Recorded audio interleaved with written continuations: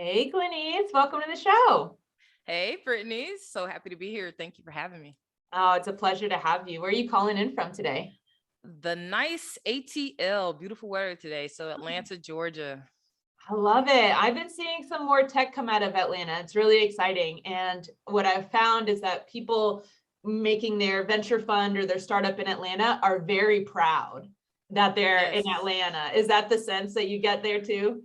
absolutely. The tech scene here has just blown up in the last, I want to say 5 years. And 2021 during the pandemic, 2020, it went even higher through the roof. So we are very proud to say that our companies are from Atlanta because we're the next, next hitter in this industry. So And yeah. I've noticed that most of the founders are Black women. Yes, they are. It's so funny. I was just at an event.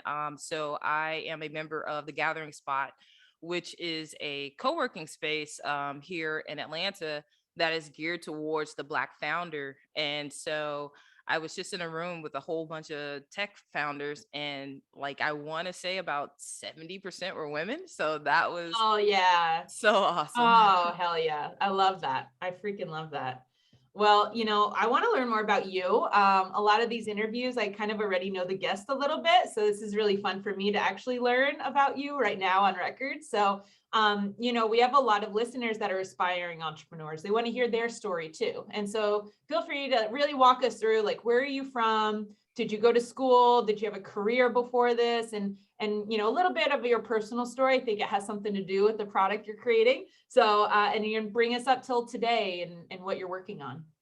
Yeah, for sure. So I am the founder of Schemu Tech. And we basically, Schemu Tech creates consumer products, tech-based consumer products that is focused on demographics and communities that are usually not on the forefront. I hate to use the word niche because we're actually not niche. That's just an easy word for society to use. We're huge communities, and again, they're just not usually on the forefront, which is a very sad thing. But I think things are changing at the same time. But my background, actually, I grew up in Huntsville, Alabama. I am the only one out of my siblings and my parents that were actually born in Alabama. My entire family comes from Mississippi and New Orleans. And yeah, none of my background has anything to do with what I'm building. I will tell you that I had an idea and I just went full speed ahead with it because I just knew how impactful it would be. So by trade, I work in information security. I still have a full-time job in information security amongst this entire process. And yeah, I just had an idea and I was like, you know what, why has no one, addressed this issue? So after just like a year of doing research, I was like, wait a minute, we're missing something. Why not me? So I just started researching, trying to figure out how to do it, and what ta-da, like Vidama's born. So yeah. I love that so much. My first startup was a DNA-based dating app. And essentially, the reason I even started it was because, honestly, I guess the real catalyst was I was so upset with the 2016 election. I decided I needed to be a woman of influence. And maybe if I had a big tech startup, I could be of influence. The Faramore isn't what necessarily makes me, known today, but it certainly started me on my journey. But I started it kind of because I was like, well, hell, there's literally dozens of publications on pheromones and genetics and attraction. And there's all these dozens of dating apps. Why hasn't anyone done this? And investors would ask, how come nobody's done a DNA-based dating app yet? And I said, because I'm the first hopeless romantic geneticist who's been swiping on Tinder for 3 years. Like, that's why. Exactly. So Exactly. That is so cool. listeners, you have unique experience that make, if you're asking yourself, why hasn't anyone done it? It's probably because you're the one who's supposed to do it, right? It took me a while to realize that. I mean, as you can imagine, there is a lot of science, there's a lot of engineering, there's a lot of in electrical, mechanical engineering, there's a lot of uh anatomy that I need to know. Like there's so many different levels of education that I don't have that I had to learn. I had to learn it very Ah, quickly. Like I said, I had an idea and I drew out the first layout of how it should probably be built based on research and took it to engineers, and we're just like, hey, can this happen? And can you help me make it happen? Because I'm not an engineer by any means. So as you can imagine, the imposter syndrome set in so many times. It's just like, should I be doing this? Like, but I learned, and I just knew, why it was so, how it was going to be so impactful. So I was like, forget it. I don't care what I'm not. I just know that I'm supposed to be the one doing this. And we live in a really cool world right now where you can take a course online, or there is YouTube channels, or, like this podcast, I edit it myself. I watched a YouTube video on GarageBand, and y'all, God bless y'all for being listeners. Cause you hear my dogs in the background, you hear different things, but makes it authentic. So, just whip it up, just go for it. Exactly. I mean, my education started with Google. So Yes. I went to undergrad at Georgia State. I played basketball for Georgia State. So I went there for marketing and PR. That's what I graduated with. And originally in a background. But when I was able to switch careers, probably about 8 years ago, and go into information security by teaching myself, I think that was probably a little bit more so a catalyst for the reason why I was, afraid, but not too afraid with trying to make this product happen. I love it. Well, let's talk about the product. What is VDOM? Yes. So the VDOM is a app-connected prosthetic genital device that could go from flaccid to erect at the push of a button. So what does that really equivalent to? And simpler terms, it basically is a smart penis. That's what it is. That's the easiest two words I could put together. And the whole thought process of it was convenience. It was convenience, and it was, as someone who identifies as a lesbian woman, I wanted to be able to have spontaneous sex with my partner, my wife. So it was just like, why do we not have anything like this? And after I started comparing the two, of the spontaneous part of it and then the functionality of traditional strap-ons, I was just like, yeah, there's a couple things we can improve here. So I combined the two, the need and the hangups, and created the VDOM. I mean, if I may ask, has your sex life improved? Has it been even better? Because what we're all here for is improving health and wellness of women. So do you think that it's contributed? Absolutely. So I don't know the exact numbers off the top of my head, but I do know that especially in lesbian relationships, and this happens in heterosexual relationships as well, but after you've been with someone for so long, things start to get a little stale in the bedroom, so you always are looking for something to spice it up. So being able to have that spontaneous aspect, walk out of a restaurant, no one knows what I'm wearing under my clothes, is very discreet. And being able to get it on in the car somewhere, without having to find somewhere to wash my hands or brush my teeth and all these types of things. I just have this product ready. Yeah, it took things to a whole nother level. Yeah. Let's, for folks listening that may be like, how is this new or innovative or whatever? What is the current market for strap-ons, or if there's a better term for that even? Yeah, definitely. So just to give a general idea, the sex tech industry, sex toy industry, out of all products sold, out if it is not a vibrator, 50% of all products sold are strap-ons, dildos.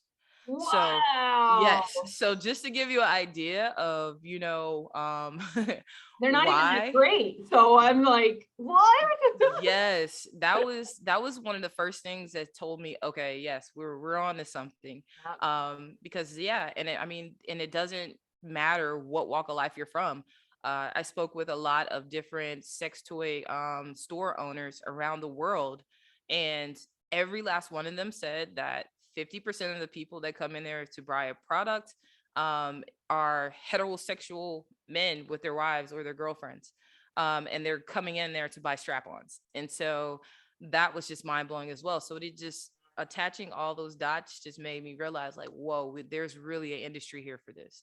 We're like, whoa, it's not just lesbians who want this. No. It's all genders, all sexualities. In those heterosexual couples, do you know if it was because the man was going to wear it or the woman? Do we know that? It was actually, we don't know the exact numbers on that, Mhm. but from statistics of seeing how many couples engage in pegging, I'm going to assume that a lot of them were the woman in the relationship.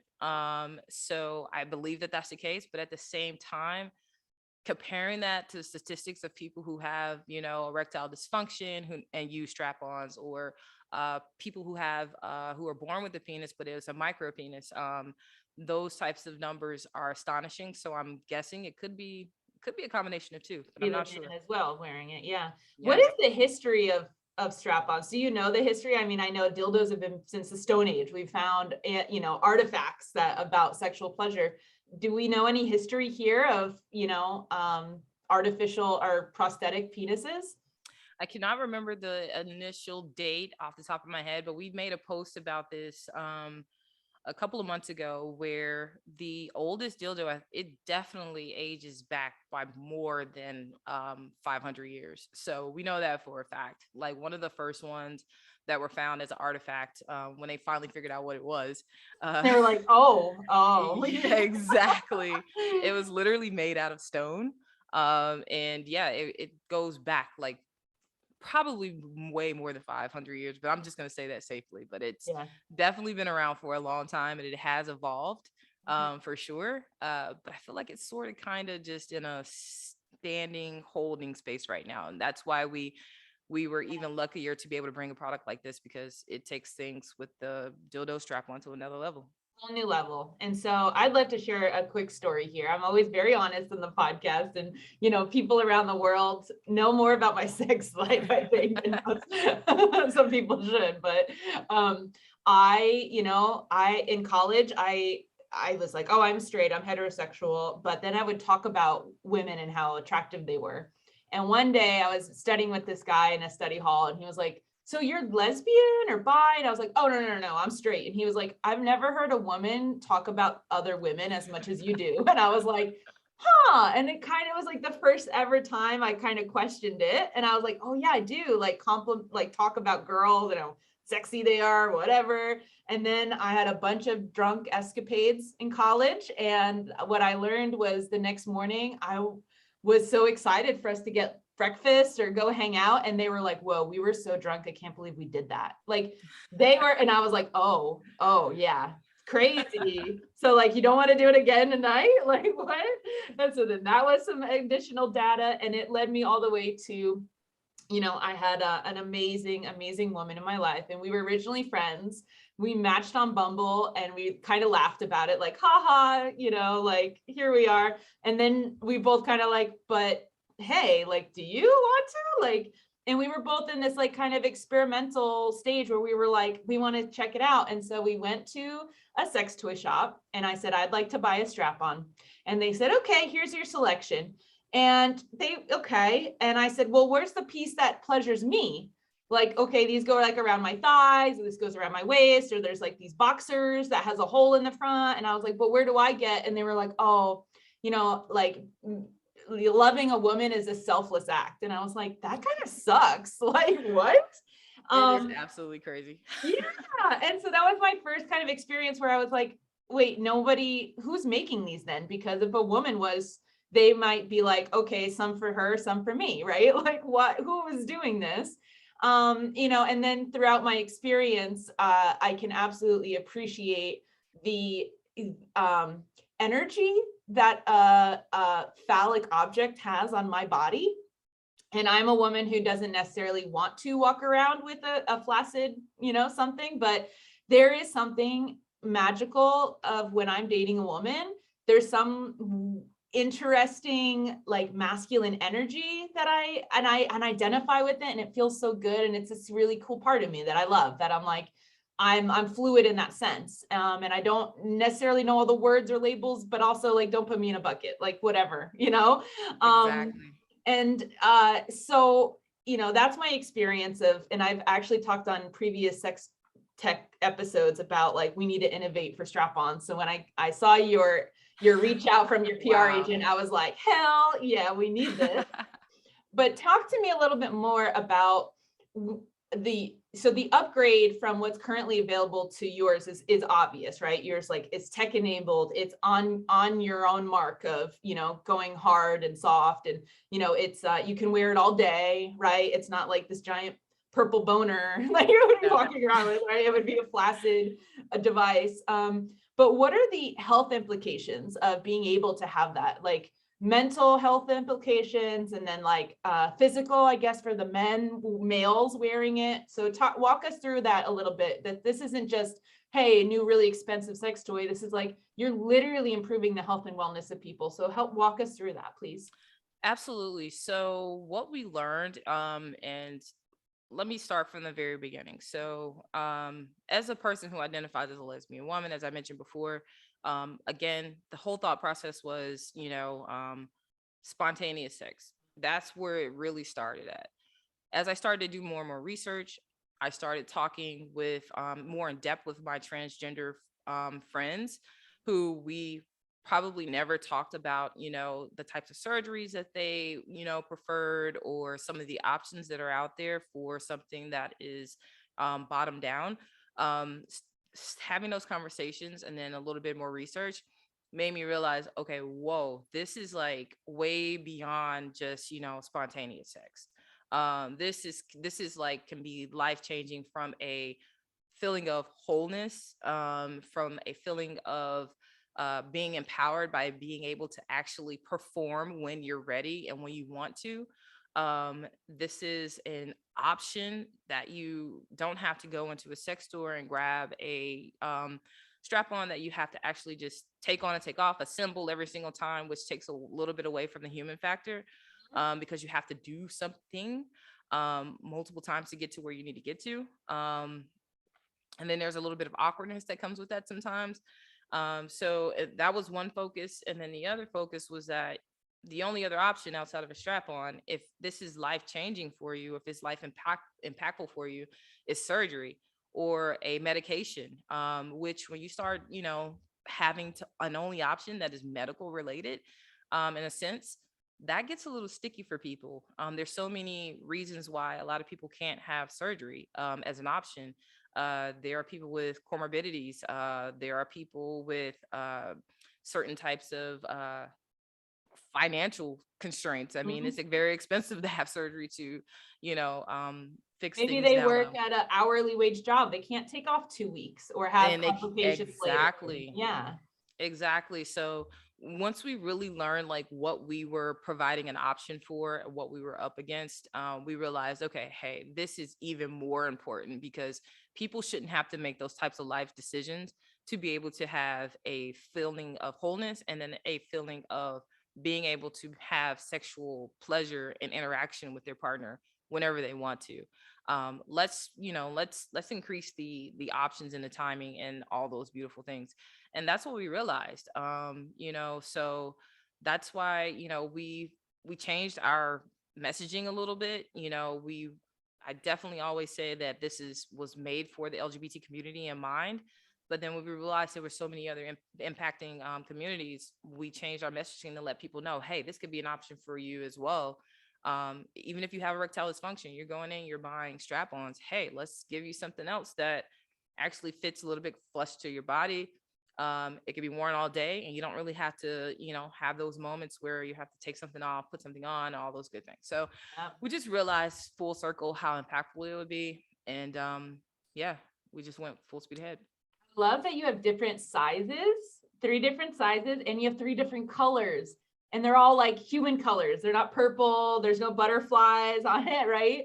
Can you talk to us about, I feel like that's so important, especially as your product addresses body dysmorphia. So can you tell us, what is body dysmorphia, and was that an influence in the sizing and the colors, and et cetera? Yes. So first, the best way to explain this is that we knew that the VDOM needed to be as humanistic as possible. We've actually had some pushback from certain communities that says, "Hey, why does it not come in, millions of colors?" And I always go back to why we truly started, and that was because we really wanted to be as humanistic as possible, because we knew that the greater um, impact would have on people who wanted to wear this all day, every day. They asking for like neon colors or other skin colors? No, it was like neon colors, Okay. like All right. purples and pinks and Yeah. all those good things, the things that people are used to. Yeah. That's the other part. So we knew we were innovating something new. It's brand new, first of its kind. We wanted that humanistic part of it as much as possible. So we, that's why we went with the more humanistic skin tones and sizes as well, because sex is probably the most variant aspect of all the things we do in our lives. Everybody has sex differently, at different times, different ways. There's just so many variables in there. So we were like, what's our baseline? Yeah. And so, as you can imagine, we're at the very beginning of the VDOM right now. We have yet to launch to market. We're a couple weeks out. But this is just the beginning. So again, we knew that it needed to just be something that was super humanistic as possible. And so the skin tones came from, okay, what are our baseline skin tones to the audience that we are servicing? And that's how we came up with the skin tones. And we don't necessarily call them anything particular other than light, medium, or dark.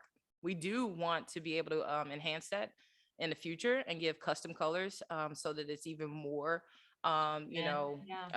it's even more humanistic to the person who's actually using it.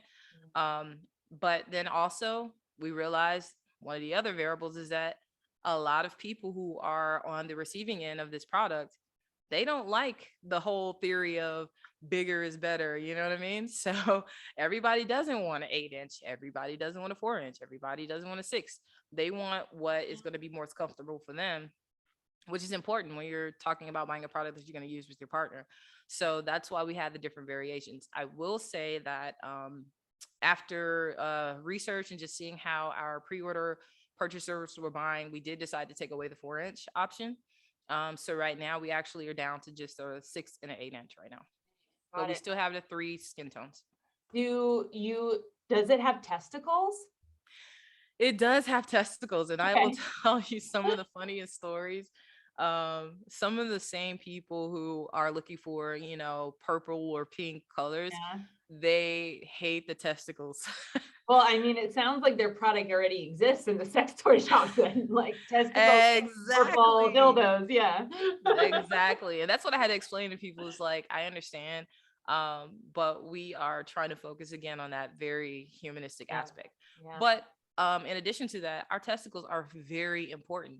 Each part of this device is so extremely important for one to the other.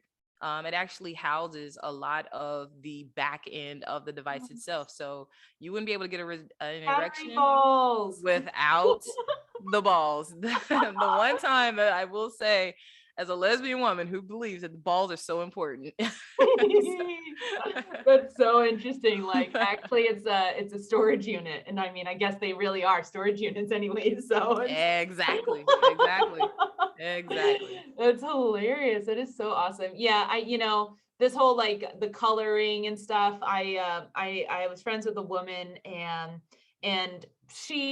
I didn't necessarily know how she identifies, but I remember we went on a camping trip with a bunch of friends, and she had a packer, which is like a flaccid penis, and she liked to just wear it. And at night she'd take it off, and all, people would kind of play with it. It was kind of funny, like not in a it was whatever. But I saw it and I thought, why would she spend money on that? It's not useful. But it was useful. And she told me, and I did ask her, we're friends close enough that I was like, what do you use it for? And she goes, well, I wear it. And I was like, okay, well, what is the use in that? And she was like, I just like the way I feel when I have it, like I've always wanted a penis, and she's also has huge breasts, and she's like, and I like to be this sexy woman that I am. And this is who I am. And I feel more confident when I walk around with it in my underwear. And so do you see the VDOM being something like a lifestyle tool, like something people wear all the time? Absolutely. And that's exactly where that, human need comes into play. And that feeling of wholeness, because it's so funny. It goes back to the arguments that are occurring in the world, now, where people are trying to make you choose a side. or put you in a box. Yeah. And I love the age group that's coming behind us right now, because they are like, nope, we're changing the game here. And it's because, why should I limit my feeling of wholeness as a person if I was born a female according to science? Why do I have to make a choice of being, just one or two things, when I could feel whole and feel the best that I possibly can, because I have options, and I can choose. I have the choice. To me, that's what true freedom is. And so, yeah, there's so many people out here that just, I mean, to have, any option other than, having to choose one or the other Yeah. of what's in their pants. I mean, yeah, it's the revolution that we're in, and it's so incredibly important.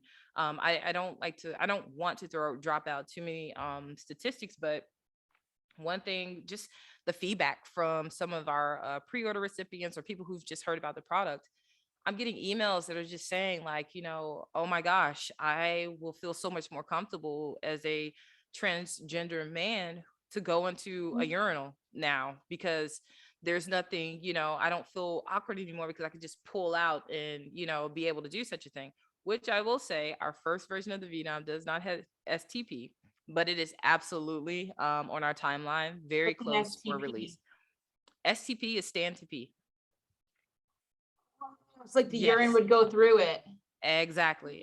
So that is a technology that we're working on. It is something that is very complex to do, but Yeah. just hearing those types of stories just let us know, like, or I won't feel so awkward going in, and um, and just the whole feeling of wholeness, like being able to not have to stop what I'm doing with my partner, because I am transgender, or because I have a physical disability, and then have something that I need to assemble. I actually could just go through the motions of just how any other human being does, and pull it out and do what I do. So it's just like, adding that option is so impactful mentally, Yeah. and emotionally. So again, that's just, yeah, it is. And it's so many people, just like your friend wants a packer. Yep. I wonder how she would feel if she had a packer that could go from, She's so excited. I'll tell you. Lassitude Her Rex. and her So husband, they're gonna be very excited. I'm gonna send this episode to them as soon as it comes out, because exactly. So it's just like, providing that option of life impacting, like choices. That's just, come on, you can't beat that. You can't beat that. You can't go to school for that either. Why do you think no one's made this yet? It seems kind of obvious. I mean, I'm not diminishing how hard it is, but we also have like rovers on Mars. So like, why the hell hasn't somebody made a penis that can get erect with a push of a button? No, hasn't anyone done that yet? Yeah, I think there's three reasons. And I had to sit with myself and ask this question when I saw that it wasn't created. And it's just like, I am just about to turn 38 years old. And I mean, there's so many people, sex toys are older than I am. So why in the world, or, sexually enhancing products are older than I am. So why in the world has this not been created? And the conclusion I can come to is, one is that people didn't recognize how many people it would be impactful for. They were like, well, I'm guessing that they were probably like, oh, they're strap-ons, just use those. But I don't think that they realized the human factor of impact that it would have. Two, it is a very complex. We had to do a lot of, we couldn't just jump at this with the creation and build of it based off of anything that's out on the market. There's no blueprint other than the human penis itself. And so to try to replicate something like that, it is very, very complex. I didn't even realize how complex it would be until I got into the thick of it. And then the third part of it is, it takes a lot of money. It takes a lot of money. I remember I went to hear a founder speak who had just went public and was just acquired. Well, no, he didn't go public. He has just acquired by Procter and Gamble. And he was speaking, and someone asked him, like, what does it take to create a product? And first thing he said was $1 million. And the whole room laughed. And he was like, no, $1 million. And so I'm like, oh, well, I just took 28,000 out of my savings. whoa. But I had already done it. So it's just like, what's gonna happen here? But yeah, it takes a lot of money. We've been very, very blessed to be able to have a lot of my family and friends have held me down on just under 50% of the funding that's gone into this so far. Everything else has been from out of my own pocket. And thank goodness I've been able to be, sustain that. But it takes a lot of money. It's like every other day, as any other founder, we're worried like, oh my gosh, do we have enough money to make it through tomorrow? And so, yeah, it's a lot. So I think that those are the three main things. Are your pre-sales over? I see a waiting list you can sign up for, but how did the pre-sales go? Yeah, so pre-sales went very well. Way too well. I'm gonna knock on wood on that one. We actually had to cut them off extremely early for two reasons. One, the demand was so high, and so we had initially planned to make only a certain amount initially to get it out on market, Mhm. and the demand was just way too high. I was like, wait, whoa, we can't even keep up right now. And then two, because we ran into, like a lot of the companies, the Yes. supply chain crisis. Yeah. We had no idea. You want to talk about like walking into a straight like punch to the face out of nowhere? Like that's how the supply chain crisis were. It's like you walk around a corner and somebody just punches you in the face. That's what it was. So because of that, that was the other reason why we decided to cut off pre-orders, so that we could really pivot and make sure that we were able to get all the supplies and pieces that we needed.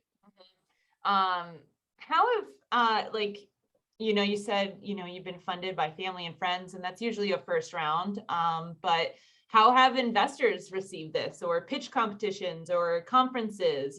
There's been always this like tug of war where people are like tech everything, except if it has to do with female pleasure, then it's inappropriate. So what is your experience been like with that?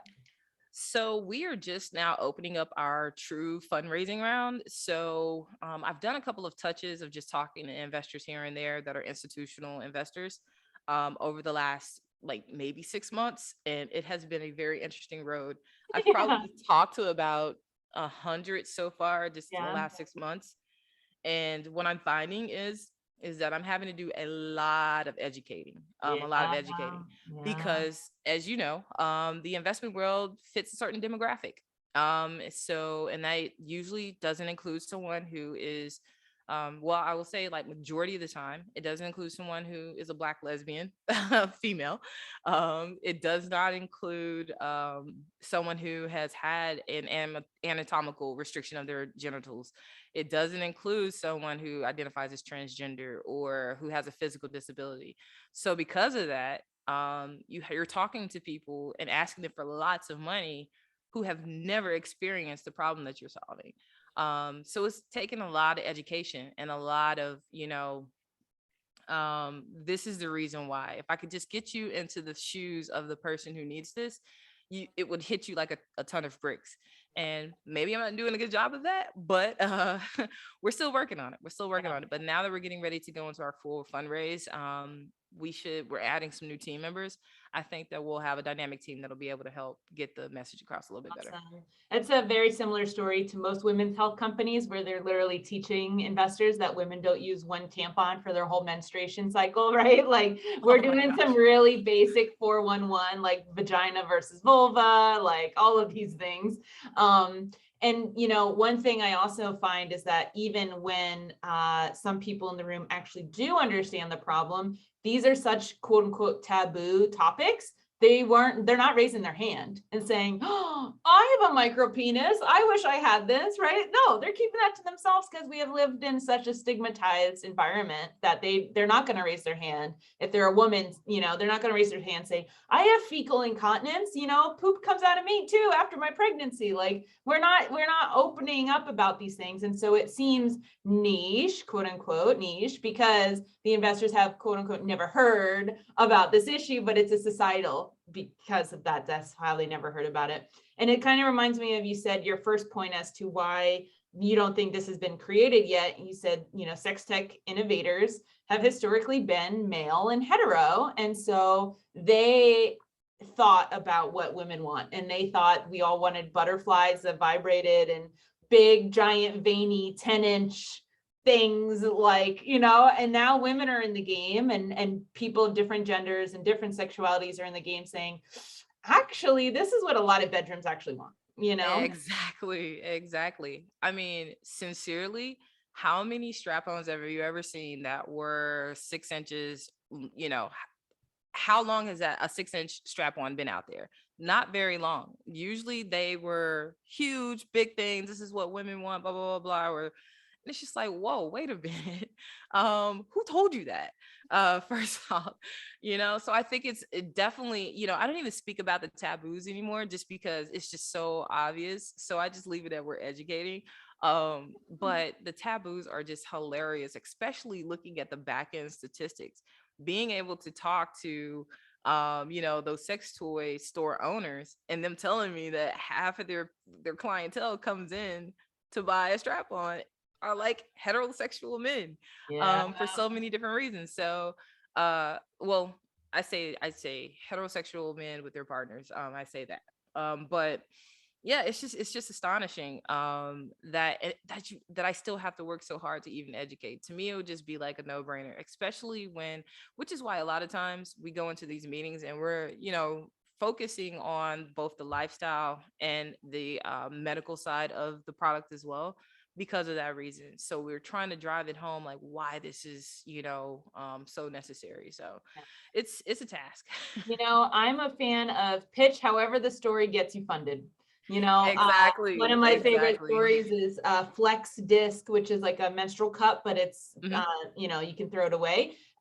She got funded her first rounds because she pitched a story of period sex. That is not why she made it. She was making it for sustainability purposes, for all these other reasons. But the only message that got her checks was when she pitched on women want to have sex when they're on their periods and not make a mess. And then men wrote her checks for millions of dollars, and she was like, well, I mean, it is technically a use case of it, but it's not what we're even promoting. Well, I don't care. Get the money, build your business, right? Exactly. And that's what you have to do, because when I'm changing, not even necessarily changing the narrative, because I'm gonna stay true to what we're doing, but when I am trying to make sure I'm using the right lexicon that gets the message across, all I think about the entire time is why I am trying to get this cash in-house. And it's because we want to see the VDOM come, and just be so huge and so impactful for our users. And we don't want that to be stalled because I couldn't educate someone well enough, you know what I mean? So it's just, that's what I think about the entire time. We push through, we change how we need to, send the message sometimes, and let it and just educate folks. And it's so funny. It just reminds me, because we're on this topic. I was at South by Southwest last week and I ran into a lot of investors, and I will not lie to you, I will say like 100% of the time, every guy that I mentioned the product to, the first thing they did was look down at their pants. And I feel like that's because, again, that goes with the education piece. They're like, well, mine works just fine, I don't need this. And I'm looking like, but what if it didn't work? And then that's when it hits them like, wait a minute, you're right. What if it didn't work? What are your options? You don't even know what your options are because you don't have that situation right now. But what if you couldn't? And that's what stops them from looking down like, oh, it still works. And oh, who needs this? You need this when yours doesn't work. What happens then? And they started to get it that way. I'm surprised they don't look down at your pants. I've had some people it's like, so do you have one on now? And I'm like, no, I don't. I didn't wear it around South by Southwest. Like my wife's at home. My wife is at home. Exactly. She locked it up. No need right now. Let me take it. Right. Well, I'm so excited to see either like you or Cindy Gallup on a TED Talk, and then halfway through you have an erection, because that would be amazing. That would be such a great viral video. Well, we have two questions that our listeners really love. The first one is, we have a lot of aspiring entrepreneurs looking for a problem to solve. So what's an area in women's health and wellness that you think still needs innovating? I will definitely say true sexual pleasure. I think that my founder friends in the community are doing such a great job of providing pleasure options for the clitoris. And I'm totally commend them. And what I always say to them is like, well, what about the G spot? So I, full, complete, and utter just comfort, options, and fulfilling all of the needs, not just focusing on one thing or another, but fulfilling all the needs, is definitely what's needed, and really truly understanding what women want. But it took a lot of fabulous women to come into the industry for that to start to happen. So I'm happy to see the growth too, because it just lets me know Femtech future is just about to go nuts. It is. And what do you think the industry as a whole, the femtech industry, needs right now the most in order to be successful? Funding. I mean, the statistics are still crazy. Even with a lot of movements that have been like fund female founders, the numbers have not gone up a lot in the last 2 years. And that movement's been on in the last We two have to 3 years. accelerators, we got angel networks, we have investment thesis, like we have all these freaking things, and like the numbers are like like Exactly. Exactly. I think that, and especially considering statistics, I mean, it's a known fact that female founders are a we're little bit, awesome. they We're awesome. not only are we awesome, but our businesses are very successful. Yes. The statistics show it. So it's like there just needs to be more funding, and really realizing what the industry is for and how valuable it is. And a magazine or a news article shouldn't have to tell you that. If you're an investor and you're looking to make money, you should know these things, right? So yeah. I think education for sure, but definitely money.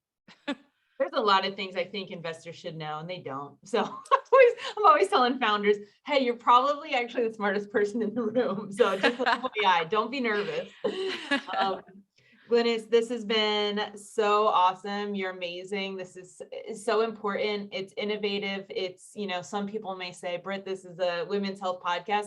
This is absolutely women's health. I can speak for from sure. personal experience, having, early childhood sexual abuse, and then regaining my power by losing my virginity a second time, but this time with a woman where I was the penetrator. I cannot tell you the leaps and bounds in mental fortitude and just like my spirit.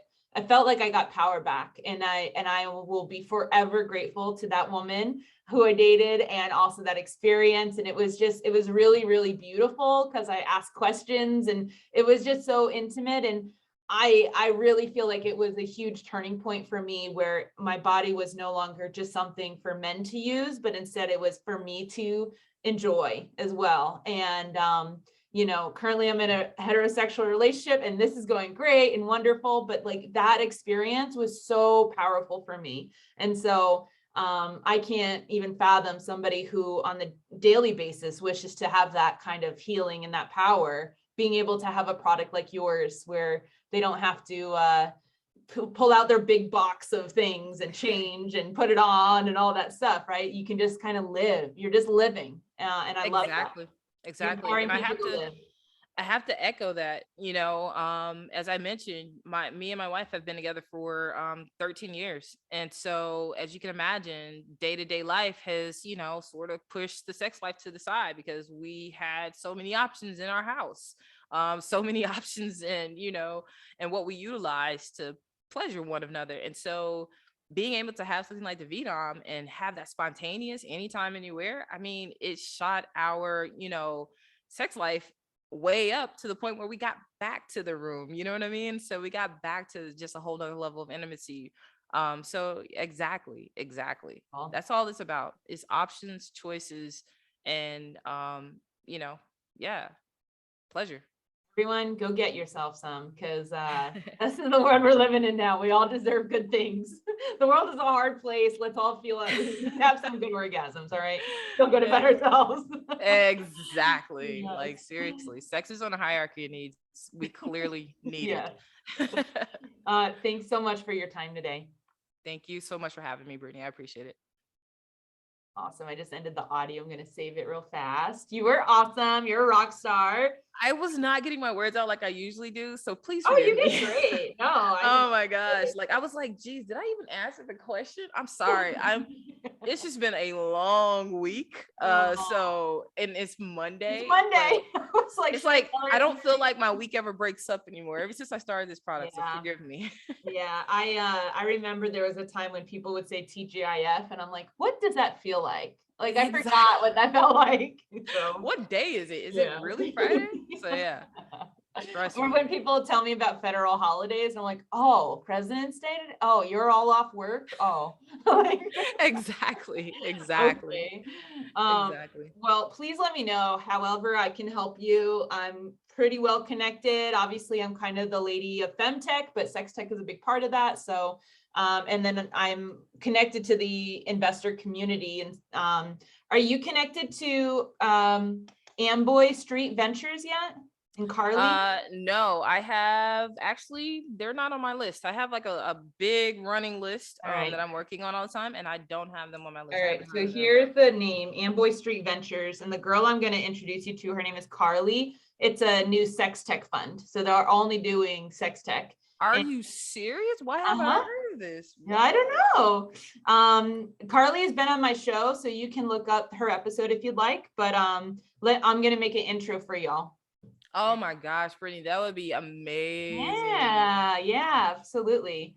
That's the one, and I know she's like they actively are investing, which is so Oh, awesome. It's not sweet. like we want to, it's like they are. Oh wow, But that would be so awesome. yeah, however But I can help. I appreciate it. Appreciate it.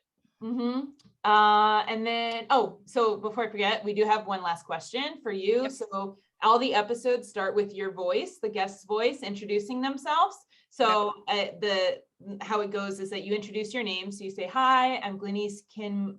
Kennard Yeah. Moore." Sorry, I'm like looking at my That's notes. I'm like, "Where's her that's name? kind of Where's her right. name?"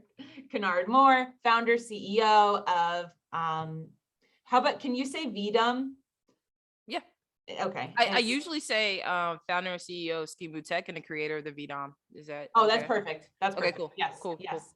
Because I just don't want to say ski moo and then we never talk about it. And Never then talk people are about like, VDOM. what the fuck? What is she the founder of? So Right. She's yeah, creating a yeah. Skimu. Yes. What?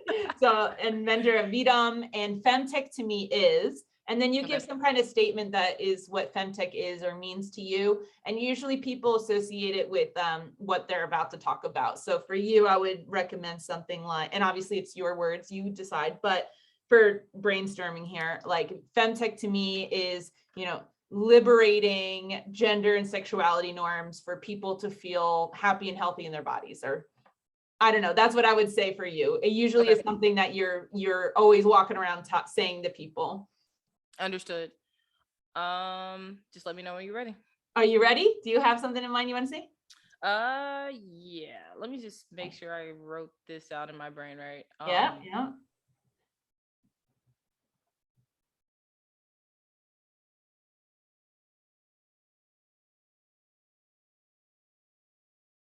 Hmm.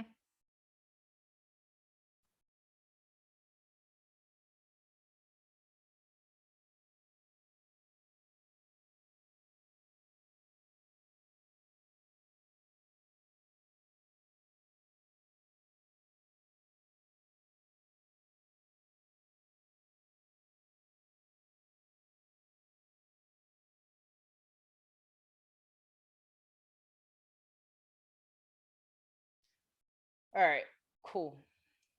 Awesome. So just remember, hi, I'm Glenise, founder, CEO of Inventor VDOM. Femtech to me is, and then you go ahead and say it. Okay. So whenever you're ready, go for it. All right. So you said you're ready, right? Okay, cool. So my name is Glenise Kennard-Moore, and I am the founder of Skimu Tech, and I am the creator of the VDOM. The VDOM is the first app-connected prosthetic genital device that can go from flaccid to erect at the push of a button.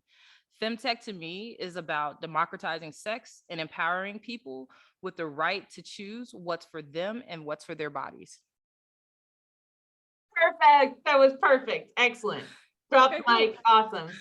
Cool. I did think about one other idea for you. You've probably already thought about it, but like, I'm friends with Lily Sparks, the founder of XO Afterglow, which is a new porn site. And I'm also friends with Cindy Gallup, who has Make Love Not Porn. And so what if VDOM made appearances in their videos? You think that would probably help sales? Yeah, Yeah. that is actually one of the things. First, let me say I was gonna give a shout out to Cindy. Cindy has been one of our biggest supporters for the last 2 years. She's so great. She was like one of the first people who blasted us out across her social media platform, and everybody was like, whoa, wait a minute, who are they? She's so cool. I love Cindy. She has been such a supporter. She has helped us on the back end so many times. Lily, I am not familiar with, so I'll intro you. That would be an awesome intro. But yes, one thing that we do know is that we know that the VDOM is going to show up in certain types of videos, and we want them to be ethical porn, particularly. So, you know, we're pushing to at least get the VDOM in the hands of more ethical porn sites, just out of our beliefs. So we definitely plan to do that, to work with both Make Love Not Porn and any other type of site geared towards that, and partner with them for that reason. So, well, I'll introduce you to Lily Sparks. That's her like pseudonym name. I can't remember her real last name, but doesn't matter. But her company's XO Afterglow, and it's Afterglow. XO Afterglow. Unfortunately, there's a Ed Sheeran song called Afterglow, and so if you just Google that, all you see is this Ed everywhere, and it's so annoying. I'm like, I don't want Ed, get him away from me. It's XO Afterglow, but it's a porn site really through the gaze of a woman, and like what women really want, and it's all like high-end produced videos, and they take recommendations. So like if you say, hey, can you have a video? And so I asked Lily when I interviewed her on the show months ago, I said, I'd love to see something that happens to me sometimes where I have like a small panic attack and I just need to be comforted and then I can get back into it. And she's like, that's real life sex. Like, totally. Let's get a script with like a woman that has some trauma and like, you know, because I said men never know what to do with me. You know, they're always like, you're crying. I'm sorry. Like, you know, and I'm like, shut up and just hold me for a second. Just like, hold me for a second. Yeah. Like, that's it. So yeah, no, trust me, I totally get it. They could show us the shit like that, you know? And, anyway, so yeah, I'll make your intro to Lily. She's lovely. And that would be awesome. That would be so Carly awesome. and Amboy. Oh, geez, Brittany, this is awesome. Yeah, no, I think this is really important stuff. So it's good. All right. I can actually tell you what date your episode's going to drop. Okay. Give me 1 second. We have like a really badass lineup for a few weeks in a row. You're part of it. So yours is on May 30th. Oh, cool. May 30th. Yeah. So we have, like, if I may real fast, we have the week before you is a woman, she's Peruvian. Her name is Alicia Gonzalez, and she created like this bra that can monitor your heart health. Oh, sweet. So that fucking cool. So she's like this badass Hispanic woman making badass bras. And then it's you, and then it's Candace Mitchell Harris. She has this Black women's hair science company where women can send in pieces of their hair and they like scientifically analyze it and tell you like what your hair actually needs. And she's a badass Black founder. That is so dope. Jeez. Yeah. Then there's you, and then there's Pilar Diaz Gonzalez with Mass Holdings. Mass Holdings is actually the technology company behind all the period panty companies. Yeah. They all use a specific patent that's from this Mass Holdings company. It's like a textile company. Sweet. Yeah. Sweet. In the Philippines. And then June 13th, we have Beatrice from Honey Pot. Ah, cool. Yeah. Cool. So I'm just like really excited about May and June. We just got this like, I mean, I love all of my episodes and all my people, but I feel like May and June are going to be really great. Really cool. I cannot wait to hear it. I usually don't listen to the playbacks for any podcast or anything that I do, just because I hate hearing myself talk. Yeah, it's taken me a lot of practice, many hours. But I'm excited to listen. Yours would be probably the only out of like, I wouldn't say like 100 that I feel like I've done over the last 2 years. I've only listened to 2, and yours would be number 3 now. So for sure. Cool. For sure. You're awesome, Brittany. Yeah, no, you're awesome. I love meeting really innovative people going for it, and you're going for it. So however I can help. I'm gonna make an intro to Carly and Lily, and yeah, just keep me posted on anything I can do to help. And I will email you the day that your episode is live for you to share it. Sounds good. Okay. Much appreciated. Awesome. Cool. All right. Oh, wait, sorry. One more question really quick. Is there like a call to action I can give my listeners? Because I know there's like a wait list, but so like, should I say, go to their website, get on the wait list? Is that the yes, call to action? I would. Yeah, that is the call to action right now. Because the sooner the better, because that we're doing a first serve basis. So if the earlier you get on the wait list, the sooner you'll be able to purchase once we release it again. Because I always like to give them a call to action, like do this now, like buy it or subscribe or whatever. So I'll tell them wait list. Okay. Yep, for sure. And definitely follow us on social media. That's where we do most of our communication. Which platform? Our biggest platform right now is IG. So, and it's the .vdom on IG. Because I wasn't sure, like with ad blocking and all that stuff. We are very creative. We are very creative. Let's put it like that. Do you know the Center for Intimacy Justice? Isn't that out of New York? I don't know where she lives, honestly. But it's a new lobbying organization that lobbies the government on sexism in advertisements. So they helped Dame products like sue New York City subway. That's right. That's why it sounds familiar. And yeah. I would subscribe to their newsletter because they come out with like, hey, we're bringing this bill to Congress, or, we need more examples of your ads being blocked. Can somebody send us blah, blah, blah. And so, so that's cool. Person to stay in touch with. Jeez, you have given me some nuggets over here. I appreciate it. All right. Okay, That's really it. Bye. All right, bye.